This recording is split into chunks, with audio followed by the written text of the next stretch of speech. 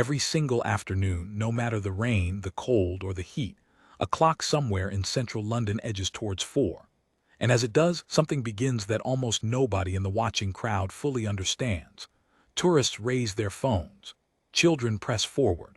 A hush settles over a stone courtyard just off Whitehall. Then come the hooves, slow, deliberate, ringing against the cobbles, and a single officer rides in to inspect his men and their horses. To the untrained eye it looks like theater.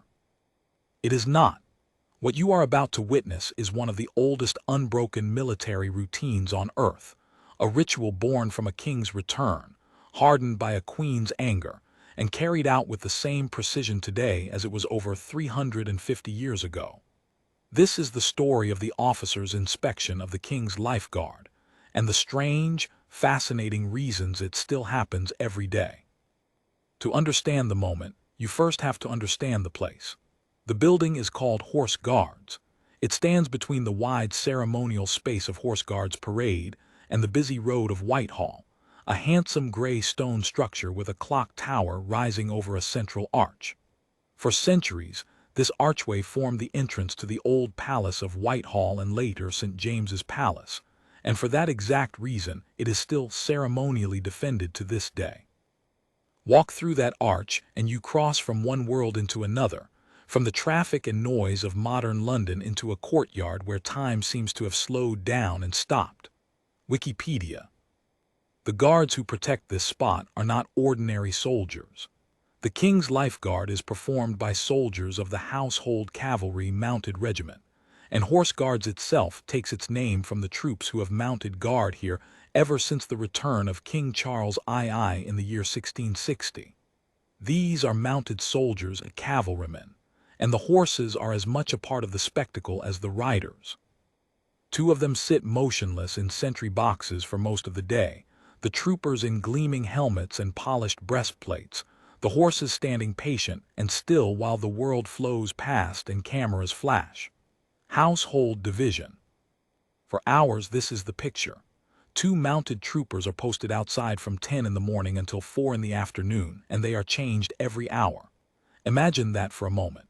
To sit on horseback, perfectly straight, in full ceremonial dress, holding your position while strangers crowd around, while buses roar past, while the weather does whatever it pleases, and to do it without flinching.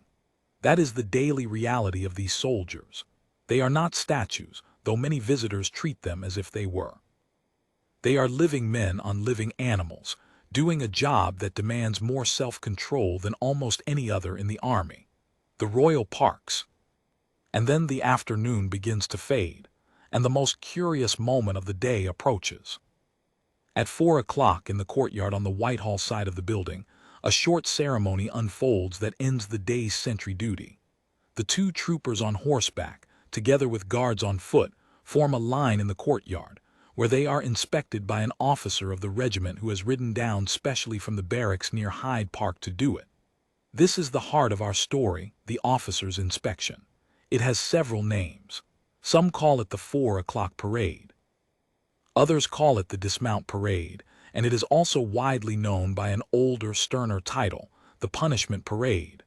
That last name is not an accident. It is a clue.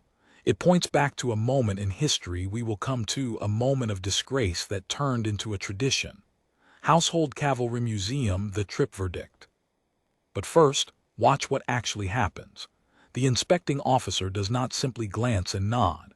He arrives dressed in a knee-length frock coat and carrying a sword, the very picture of formal authority. He moves along the line. He looks. He checks that every man is alert, that every uniform is correct, that every horse is properly turned out, that the standards of the regiment have not slipped by a single thread in the final stretch of the day's duty. The whole thing is brief, usually around 7 to 10 minutes, but those minutes are dense with meaning. Once he is satisfied, the officer dismisses the troopers, and with that the mounted guard's duties for the day are formally over.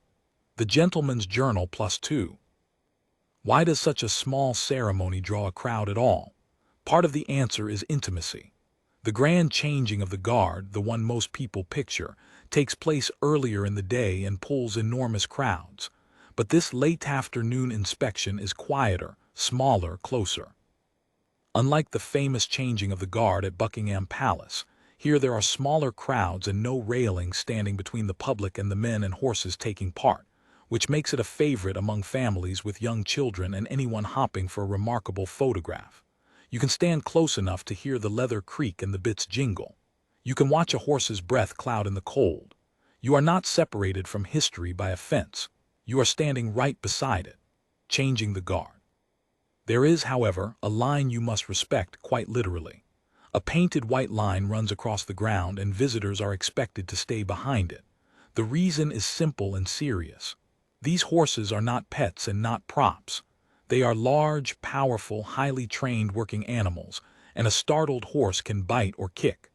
The soldiers will tell you politely but firmly to keep your distance, avoid sudden movements, and never try to stroke them. The calm you see is the result of years of careful training, not natural docility. Respecting that white line is part of respecting the whole tradition. So picture the full scene now as the inspection ends. The officer turns away, satisfied. The horses are eased back, the troopers stand down, and the long day on guard finally closes. The crowd, sensing the moment is over, begins to break apart and drift back into the ordinary city. Within minutes, the courtyard empties. The traffic on Whitehall keeps moving as if nothing unusual ever happened here. But something unusual did happen here. It happens here every day. And it has happened in one form or another for longer than almost anyone watching could possibly guess. The men change. The horses change. The kings and queens themselves have changed many times over. Yet the ritual continues, unbroken. A thread of discipline running back through the centuries to a courtyard that has guarded the same gateway since before electricity, before photographs, before the country itself looked anything like it does today. To understand why this small daily inspection matters so much, why it survived wars and weather and the passing of monarchs, why grown soldiers still ride down from a barracks across the park every single afternoon to perform it, we have to go back. Back past the cameras and the crowds. Back to a returning king, a furious queen, and a punishment that was never meant to last but somehow never stopped. Second part. The year was 1660, and England was a country exhausted by upheaval. It had executed one king, lived through years without a monarchy at all, and now welcomed back the son of the man it had beheaded. That son became King Charles II, and his return, known to history as the Restoration, brought with it the rebirth of royal ceremony, royal household, and royal protection. It was in that year, 1660, that the Life Guards first mounted a permanent guard at the entrance to Whitehall Palace, and the responsibility for that duty has been carried ever since. The soldiers standing in the courtyard today are the direct inheritors of that first guard. The line has never been broken. Household Cavalry Museum. The very ground tells the story. The first Horse Guards building was ordered by King Charles II in 1663, raised on the site of a cavalry stables that had been built on the old tiltyard of the Palace of Whitehall. A tiltyard was where knights once jousted. Now it became the home of the king's mounted protectors. The building that stands there today is not that first one, though. By the 18th century, the old structure had fallen into such poor condition that pieces of falling masonry were said to threaten the very centuries below it. And in 1745, King George II commissioned a grand new building in the fashionable Palladian style from the architect William Kent.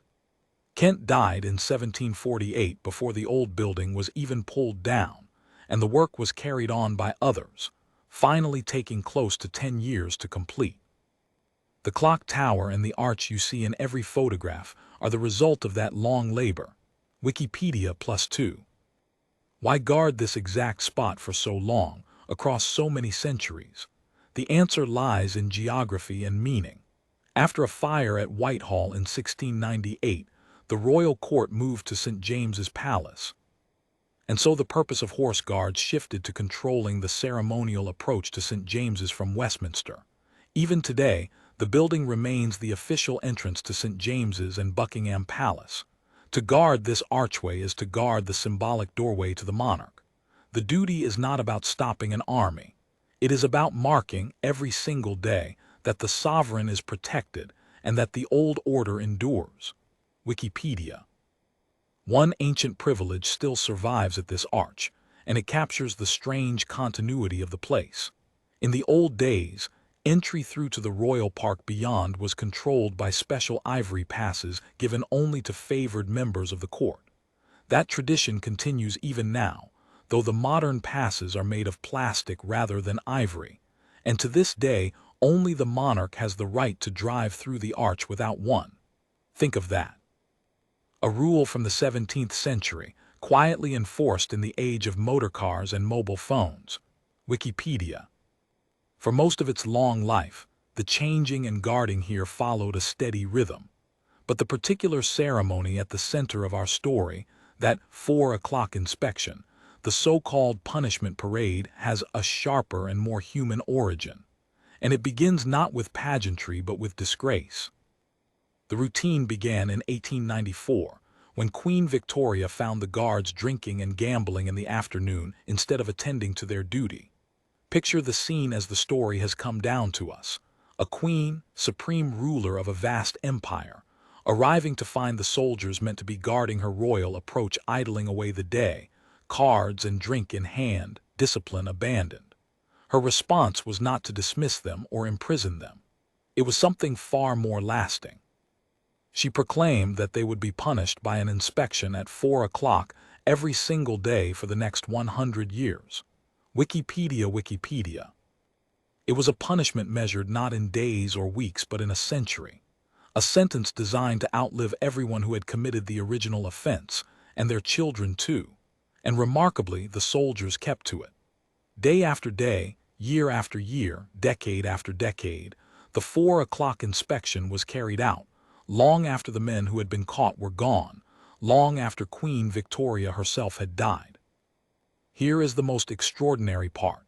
The 100 years officially ran out, and the proclamation and its punishment formally expired in 1994, but Queen Elizabeth II chose to continue the inspection anyway, out of respect for the tradition. What had begun as a disgrace had become, over 100 years, something precious. A queen could have ended it the moment the sentence was served. Instead, she decided it was worth keeping. The punishment had quietly transformed into an honor, a daily proof that standards still mattered, that the regiment policed itself with the same severity now as in the days of its shame. Wikipedia. And so it continues still. The tradition that Queen Victoria began in anger is one that King Charles III now carries on. The frock-coated officer who rides down each afternoon to inspect the line is repeating a gesture set in motion by a queen who reigned in the age of steam trains and gas lamps. The men he inspects were not born when the original 100 years ended, yet they answer to it all the same. The Gentleman's Journal. There is something deeply telling in this. We often imagine tradition as a grand, glorious thing, born from victory and celebration. But this particular tradition was born from failure, from soldiers caught at their worst, from a ruler who decided that the cure for slack discipline was relentless, public, daily accountability. The lesson buried inside the ceremony is almost stern, that standards are not maintained by good intentions, but by checking, every day without exception, that they have not slipped. The whole institution of the King's Lifeguard carries this same weight of continuity. The ceremony of the changing of the guard has remained broadly unchanged for over 350 years. The choreography of it is precise and old. At the changing, a trumpeter sounds a royal salute as the new guard arrives. The officer salutes, and the new guard forms up facing the old. The number of soldiers shifts depending on one simple thing, whether the king is in the city. When the monarch is in London, the guard is a long guard of one officer and 12 others, including a trumpeter and a standard bearer. When the monarch is away, it shrinks to a short guard of 2 non-commissioned officers and 10 troopers. The guard, in other words, breathes with the movements of the crown itself. It grows when the king is near and contracts when he is gone. Household Cavalry Museum +2. So the next time the story is told of that small afternoon ceremony in the courtyard, remember everything standing behind it. A king returning from exile in 1660. A building razed, decayed, and raised again. An arch that only the monarch may ride through. A queen's fury in 1894 hardening into a 100-year sentence. And a later queen's decision that the sentence, once served, was too valuable to abandon. All of that history is compressed into 7 quiet minutes that most onlookers mistake for mere spectacle. But the men and the horses who perform it are not actors. They are the latest link in an unbroken chain, and what it costs them to keep that chain intact is a story of its own. Third part. Long before any tourist arrives, long before the first camera is raised, the day of a household cavalry soldier has already begun. The polished helmets and mirror-bright breastplates that dazzle the afternoon crowds are the end of a process, not the start of one. And that process is grueling, early, and unglamorous. To truly appreciate the officer's inspection, you have to see what happens in the dark hours before it. The horses themselves are remarkable creatures with a name as old as the regiment. They are known as cavalry blacks, and they have been guarding the royal family and taking part in ceremonial occasions since the restoration of King Charles II in 1660. They are chosen with great care. The term cavalry black describes black horses that meet specific requirements of height and build rather than a single breed, and they are often Irish drafts or Irish draft crosses, prized for a balance of strength, athleticism, and steady temperament. An ordinary horse simply cannot do this work. It must be large enough to carry a soldier in full ceremonial gear, calm enough to stand for hours among crowds, and brave enough to ignore the roar of London traffic just feet away. National Army Museum Forces News. That calm is built, not born.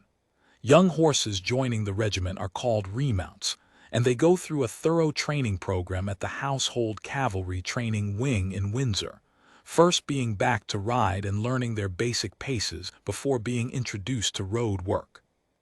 Each horse is trained for many months, ridden regularly through the streets of the capital specifically to make it used to loud noises and heavy traffic, and given special preparation to stay steady around gun salutes and military bands.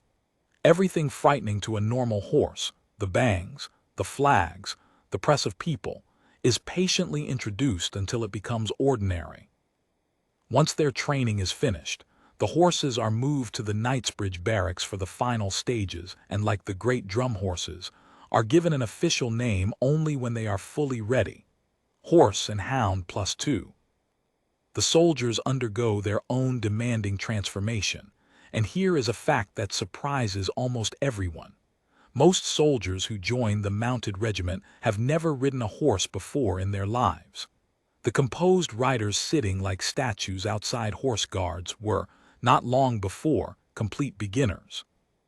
Their path runs through a 12-week riding course at the training wing in Windsor, where they learn military horsemanship and horse welfare, followed by a 4-week kit ride at the Knightsbridge barracks where they are taught how to clean, maintain, and actually ride in their ceremonial equipment. Only when they pass do they qualify as mounted dutymen, even earning a diploma in equine management. Forces News +2. Notice that detail. They learn first in plain working uniform, and only later in the full glittering kit. That is because the ceremonial dress is heavy, stiff, and difficult, a world away from ordinary riding clothes. The two regiments that share this duty are visually distinct, and the difference is easy to spot once you know it. The lifeguards wear red tunics and white plumed helmets, while the Blues and Royals wear blue tunics and red plumed helmets. Both ride black horses, except for the trumpeters, who ride gray horses so that, historically, they could be picked out on a battlefield while relaying an officer's commands. Even the color of a horse, then, once carried a practical purpose in war. British Army changing the guard. The kit those soldiers wear is not costume. It is the descendant of real armor, and it is treated with deadly seriousness. Soldiers must clean every inch of the black kit, both for the welfare of the horse and to keep the highest standard of cleanliness on parade in front of senior members of the royal family and the watching world. The tall boots are a story in themselves. The jackboots are among the most recognizable parts of the uniform, and when properly prepared, the shiniest. But they were once essential protection in battle, the stiff waxed leather rising about a fist's length above the knee to guard the rider during cavalry charges and sword-to-sword combat at moments like the Battle of Waterloo. When a soldier polishes those boots for hours, he is maintaining a piece of military history that once stood between a man and a saber. RNZN comms. Now place all of this against the rhythm of a single day. A typical day starts around 6 in the morning with the watering order, an hour-long exercise through the streets of London for the horses and riders not on guard that day. Then comes the careful preparation, the inspection, and the journey. At around 10 o'clock after breakfast, those due on the King's Lifeguard line up to be inspected before moving off at precisely 28 minutes past 10. Even at the barracks, before they ever reach Horse Guards, the soldiers are judged. An inspection at Hyde Park Barracks decides which duty each soldier will perform. The smartest, best turned-out man rides his horse, while the least well-presented is given longer duties on foot. Discipline is rewarded with the saddle. Carelessness is punished with extra hours standing. The gentleman's journal +2. Then comes the ride that the public almost never sees in full. On weekdays, the King's Lifeguard leaves Hyde Park Barracks and rides to Horse Guards, passing through Hyde Park Corner, along Constitution Hill, and down the Mall. Picture the contrast. Gleaming, plumed cavalry moving through the same streets as commuters and delivery vans, a thread of the 17th century woven straight through the modern morning. There they take over guard duties for the next 24 hours, doing it every weekday whatever the season or weather. Rain, snow, blazing sun, the duty does not pause. British Army. There is a hidden human cost to all this polish, and the soldiers themselves speak of it plainly. Standing still on a horse for hours, never reacting, never breaking, is one of the hardest things a young soldier can be asked to do. One senior member of the regiment described his time there as a kind of forge, the place where a soldier is tested and toughened in a way that cannot be copied anywhere else, where you learn to deal with anything. That is the truth behind the calm faces. It is not boredom or ease. It is iron self-control, earned through repetition and pride. And it is worth remembering that these ceremonial soldiers are not merely performers in fancy dress. The Household Cavalry is made up of the two most senior regiments in the British Army, and its soldiers rotate between this ceremonial role in London and a fully operational armored role elsewhere. The same person who sits motionless outside Horse Guards on a black horse may, in another posting, serve as a soldier in an armored reconnaissance vehicle. The plume and the breastplate are one side of a coin, modern soldiering is the other. Wikipedia. Which brings us back at last to that white-lined courtyard and the officer riding in at 4 o'clock. Now you can see the inspection for what it truly is. Behind those 7 brief minutes stand months of training for both man and horse, hours of polishing boots and breastplates before dawn, a 6 o'clock exercise through sleeping streets, a morning inspection that decides who rides and who walks, a ride down the Mall in full ceremonial dress through ordinary traffic. And behind all of that, 3.5 centuries of unbroken duty, and a queen's century-long punishment that a later queen chose to keep alive. When the officer moves along that line and finds nothing out of place, every buckle gleaming, every horse steady, every man alert at the very end of a long day, he is not just ending a shift. He is confirming one more time that the chain has held, that the soldiers caught idling in 1894 have been answered for again, by men who were not even born then, that the standards set when Charles II came home in 1660 have not slipped, not today. And tomorrow, before the sun is properly up, it will all begin again. The horses will be watered, the boots will be polished, the guard will ride down through the city, and at 4 o'clock, with the crowd gathered and the cameras raised, An officer will once more ride into a stone courtyard off Whitehall to inspect the King's lifeguard, keeping alive, for one more day, one of the oldest living traditions in the world. To stand in the courtyard at Horse Guards and watch the inspection is to look at the surface of something enormously deep. The 7 minutes you see are the tip of an institution that reaches back further than the United Kingdom itself, further than the British Empire, further than almost any organization in the country still doing the same job in the same place. To understand the ceremony fully, you have to understand the 2 regiments that perform it, because each one carries a history written in war, loyalty, and centuries of unbroken service. The first of them is the senior regiment of the entire British Army, and its birth is tied directly to a king with no throne. The Life Guards were formed by Prince Charles, later King Charles II, during his exile at the end of the Civil War, raised from the loyal followers who traveled with him into the Low Countries. Imagine that origin. Not a regiment created by a secure government in a palace, but a band of faithful men who chose to share the hardship of a king in exile, far from home, with no certainty they would ever return. When that king did return in triumph, these men returned with him, and they became the personal guard of the restored crown. That bond between the soldier and the sovereign in person is the thread that still runs through everything the regiment does today, changing the guard. Their history quickly became a history of battles. Since their first action at the Battle of Maastricht in 1672, the Life Guards have won a long list of battle honors, names that read like a map of British military history: Waterloo, the Marne, Brussels, El Alamein among them.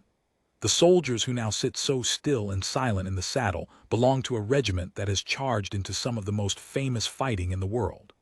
The calm of the courtyard is built on a foundation of war. Changing the guard. Alongside the Life Guards stands a second regiment with its own proud and tangled story. Responsibility for mounting the guard alternates between the Life Guards and the Blues and Royals. The Blues and Royals are themselves the product of old regiments joined together. The Blues, the Royal Horse Guards, and the 1st Royal Dragoons amalgamated in 1969 to form the Blues and Royals as they are known today. The path to the modern shape of the Household Cavalry was a long series of such unions. In 1922, the 1st and 2nd Life Guards joined to form a single Life Guards regiment, and in 1992, the Life Guards and the Blues and Royals were brought together to form the Household Cavalry as it now exists, serving as one, yet each side keeping its own distinct identity, uniform, and traditions. That is why, even today, the soldiers on parade are not all dressed the same. The red and the blue you see in the courtyard are not decoration. They are 2 separate histories standing side by side, Wikipedia +2. This distinctiveness is honored in a quiet but telling way whenever the army gathers. In the British Army's order of precedence, the Household Cavalry is always listed first and always parades at the extreme right of the line. In military tradition, the right of the line is a place of honor, given to the most senior. So when these regiments form up for a great occasion, their position itself is a statement, a daily, visible reminder of their rank above all others. The men inspecting and being inspected in that small courtyard belong, quite literally, at the head of the entire army. Wikipedia. Now consider the building they guard, because it too has lived several lives, and most visitors never realize the weight of what they are looking at. The grand gray structure with its clock tower was not always a quiet ceremonial backdrop. Between the early 18th century and 1858, the Horse Guards building served as the main military headquarters of the entire British Empire. Pause on that. From this single building, at the height of British power, the affairs of armies stretching across the globe were directed. The orders that moved soldiers across continents passed through these walls. What is now a stop on a sightseeing tour was once one of the most important command centers on the planet. Wikipedia. The physical building tells its own story of growth and ambition. The very first Horse Guards, built of red brick at a cost of around £4,000, was a central range with a clock tower beneath which an arch joined Whitehall to the park, with two wings enclosing a courtyard and two large sentry boxes for the mounted troopers facing the palace gate. That basic plan, the arch, the courtyard, the sentry boxes, is exactly what you still see. The shape of the duty froze the shape of the building. When the structure was rebuilt grander and stronger, the cost leapt enormously. The new building cost some £65,000, a vast sum for its day. And the scale of the stables tells you how central the horse once was to all of this. When the cavalry first moved into the new building, there was stabling for 62 horses, compared with just 17 today. The animals were once at the very heart of the nation's military machine, not a ceremonial flourish but the engine of an army. Wikipedia +2. Step back even further in time, and the ground beneath the parade has its own royal past. The open space behind the building, Horse Guards Parade, was not always a parade ground. It was originally the courtyard in the middle of King Henry VII's royal palace of Whitehall, and it became, in time, the ceremonial parade ground used for royal and state events throughout the year. So the soldiers ride and stand on the same earth where one of England's most famous kings once kept his court. Layer upon layer of history is pressed into a single patch of central London, changing the guard. That parade ground is the stage for the most magnificent ceremony in the British calendar, and it is worth understanding because it shows the same soldiers in their greatest moment. Horse Guards Parade is the scene of Trooping the Color, held on the King's official birthday in June. On that one day, the quiet duty of the courtyard explodes into a spectacle of hundreds of soldiers, massed bands, and ranks of cavalry. During Trooping the Color, the central windows of the Horse Guards building are open so that members of the royal family can watch the king reviewing his troops below. The very same building that hosts the small 4 o'clock inspection becomes a royal box for the grandest military review of the year. The intimate and the magnificent share one address. The royal parks, the royal parks. The music of these occasions has a history as rich as the soldiers themselves, and it includes some of the most valuable objects in the army. The Household Cavalry has the only mounted band in the entire armed forces, and at its heart ride the drum horses, carrying instruments of extraordinary worth. The drum horses take part in ceremonial occasions carrying 2 solid silver kettle drums, and they hold the rank of major, which makes them the most senior animals in the entire army. Read that again, a horse outranking thousands of human soldiers. It is one of those wonderful eccentricities that the British military preserves with a perfectly straight face. National Army Museum. The silver drums those horses carry are not merely old. They are a royal gift with a story attached. In 1805, King George III personally presented a pair of solid silver kettle drums to the Royal Horse Guards as testimony to their honorable and military conduct on all occasions. More than 2 centuries later, those same drums are still in use. Now over 200 years old, they are still brought out each year for the King's birthday parade, and they are considered so priceless that they are kept in a specially designated store in the center of the Knightsbridge Barracks, under special lock and key, with a senior non-commissioned officer assigned to guard the equipment. A soldier whose entire duty is to protect a set of drums given by a king who reigned before the age of railways. That is the kind of living history this regiment carries. RNZ. Even the humblest seeming traditions hide a startling past. Among the soldiers on great ceremonial occasions are the farriers, the men responsible for the horses' feet, and they carry a tool that looks like a relic from a darker age, because it is. The farriers carry distinctive axes with a highly polished blade and a spike, and in earlier times these were not symbolic at all. The spike was used for the humane dispatch of badly wounded horses on the battlefield, and the blade was then used to remove the dead animal's hoof, which was marked with its regimental number to help keep track of horses lost in action. Today those axes are no longer used for such grim work, but the farriers still carry them at ceremonial events such as Trooping the Color. So among the gleaming ranks on a summer parade rides a man bearing a tool that was once an instrument of battlefield mercy. The pageantry is beautiful, but it is honest about where it came from. Wikipedia. The very rhythm of the Guard reflects the deep old logic of serving a living monarch. The Guard does not stay the same size from day to day. It expands and contracts in response to where the king is. And this flexing is not casual. It is a precise tradition with its own vocabulary. Should the king leave London while the Guard is mounted, or return to Buckingham Palace after being away, the Guard is formally made up, or made down to suit. The strength of the king's bodyguard is adjusted in real time to match the king's own movements, growing the moment he draws near. It is a centuries-old system, still followed exactly, treating the protection of the sovereign as something alive and responsive rather than fixed. Changing the Guard. And the tradition is generous enough to share itself, at least for part of the year. The Household Cavalry are not the only ones who can mount this Guard. Every summer, the King's Troop, Royal Horse Artillery takes over the role while the Household Cavalry Mounted Regiment carries out important regimental training away from London.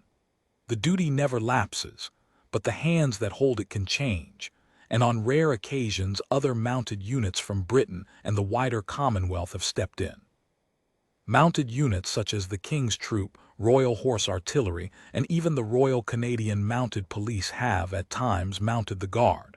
The post is sacred. The precise unit standing on it can shift, so long as the standard never drops. Wikipedia. When you draw all these threads together, the meaning of that little afternoon inspection deepens enormously. The soldiers in the courtyard are not just men in fine uniforms ending a shift. They are the inheritors of a regiment born in a king's exile and blooded at Maastricht. They belong to a force that stands first in the order of the entire army. They guard a building that once ran the military affairs of a global empire, raised on ground where a Tudor king held his court. They share their tradition with horses that outrank men, with silver drums gifted by a Georgian king, with farriers carrying axes that once knew the battlefield. And they hold a duty so carefully measured that it grows and shrinks with the footsteps of the monarch himself. This is why the inspection matters. This is why an officer still rides down in a frock coat to check a line of soldiers and horses each day, even though the world outside the arch has changed beyond all recognition. Every element of it, the colors, the precedents, the drums, the axes, the very size of the Guard, is a thread connecting the present moment to centuries of history. To let any part of it slip would be to let go of a piece of that chain. So it is checked, and confirmed and kept whole, one more time on this day as on tens of thousands of days before. The crowds who gather at 4 o'clock mostly see a charming old custom and a fine photograph. But those who know the history see something far greater, a living monument, performed not in marble or bronze but in flesh, leather, and steel, by soldiers who carry the weight of 3.5 centuries on their straight and silent shoulders, and who, when the officer is satisfied and the order is given, will quietly go off duty, ready to begin it all again tomorrow. The crowd that gathers at 4 o'clock sees the finished picture, gleaming, composed, effortless. What they never see is the labor that produced it. Behind every still horse and every straight-backed rider lies a hidden world of early mornings, aching effort and quiet expertise that begins long before dawn and stretches across years of a soldier's life. To understand the inspection, you must follow the men and the horses back into that world, the part of the story that happens out of sight. It begins in the dark. While most of London still sleeps, the barracks near Hyde Park are already awake and moving. The day's first task is not about ceremony at all. It is about the welfare of the animals. A typical day starts around 6 in the morning with the watering order, an hour-long exercise through the streets of the capital for the horses and riders who are not on the king's lifeguard that day. Picture that strange and beautiful sight. Cavalry horses moving through near-empty streets in the gray light, exercising before the city has even risen, the clatter of hooves echoing off shuttered shop fronts. There is nothing glamorous in it. It is simply the daily care of large, powerful animals that need movement, routine, and discipline to stay calm and healthy. The Gentleman's Journal. That early hour reveals something most people never grasp about these soldiers. They are not first and foremost performers. They are first and foremost horsemen and caretakers. The men who look like figures from a painting in the afternoon spend their mornings in a far humbler role. Watch them across a single day and you see a transformation. From stable hands tending their animals, to riders schooling them, to the immaculate ceremonial soldiers the public finally meets. The polish is the last layer, applied over hours of plain, unseen work. Becoming one of these soldiers is a long and surprisingly difficult journey, and it humbles almost everyone who attempts it. Most household cavalry mounted regiment soldiers have never ridden a horse before joining, and their training takes around 7 months, first learning in full khaki working uniform before they are ever allowed to ride in their full ceremonial kit. Think about how steep that climb is. A young recruit may arrive having never so much as sat on a horse, and within months must be able to ride one with total control through the busiest, noisiest streets in the country, in heavy and unfamiliar dress, without a flicker of error. Those who join are known as mounted dudemen, trained over roughly 20 weeks to ride and care for a horse, and to prepare it and themselves for parade. Forces news horse and hound. The bond between a particular soldier and a particular horse is treated as something precious, and where possible it is deliberately built over time. Where it can be arranged before a major event, a horse is paired with a specific soldier so the two have time to build a strong bond of trust, which helps keep the horse calm on the day. Yet these are professionals, and the regiment cannot rely on perfect pairings. As fully trained mounted dudemen, the soldiers can be called upon to ride any horse in the regiment. Trust is cultivated wherever possible, but skill must be universal. A soldier has to be able to manage whichever animal duty places beneath him. Forces news. The horses themselves are not machines, and the regiment understands that they need rest and renewal just as people do. One of the most charming secrets of this fierce, disciplined world is what happens in the summer. During the summer, the horses travel to Norfolk as part of the regiment's annual training camp, and while there they are treated to a day out at the seaside, with a run along the beach. Imagine these normally immaculate ceremonial horses, usually seen standing perfectly still on London cobbles, suddenly galloping through salt water and sand, manets flying, soaked and free. It is a side of the regiment the tourist crowds never witness, a reminder that behind the rigid discipline of the courtyard lies real care for the well-being of the animals, and that even the king's horses are given the chance to simply be horses for a while. Forces news. This care extends into the smallest details of the soldier's daily craft, and into trades that most armies long ago abandoned. The household cavalry maintains within its own ranks the old skilled tradesmen needed to sustain a mounted force. Mounted dudemen can go on to qualify in specialist trades such as farrier, saddler, and tailor, and the regiment is proud of its long-standing links to the historic city of London livery companies. Inside the barracks there are men who shoe the horses, men who make and repair the leather saddlery, and men who tailor and maintain the uniforms, a self-contained world of craftsmanship keeping a centuries-old way of soldiering alive. A dedicated headquarters squadron carries all of this, holding the riding staff, the farriers, the tailors, and the saddlers who keep the whole operation running. Household Cavalry Wikipedia. The fitting of the equipment is exact and personal, never rough or approximate. The famous tall boots, for example, are not simply pulled from a shelf. Every pair of jackboots is fitted to the individual soldier by the regiment's own in-house saddler's shop, the stiff waxed leather rising about a fist's length above the rider's knee. Nothing about the appearance you see in the courtyard is left to chance. Each soldier is, in a sense, custom-built for the role, every item shaped and maintained by craftsmen working behind the scenes. RNZN. There is a hidden reason behind all that relentless cleaning and polishing that goes beyond mere appearance, and it brings us back to the welfare of the animals. The endless attention to the black kit is not vanity. Soldiers must clean every inch of the black kit both for the welfare of the horse and to maintain the highest standards in front of senior members of the royal family and the watching world. Dirty or badly maintained equipment can chafe or harm the animal. Spotless kit protects the horse as well as honoring the occasion. The shine you admire is, in part, an act of kindness to the creature carrying it. RNZN comes.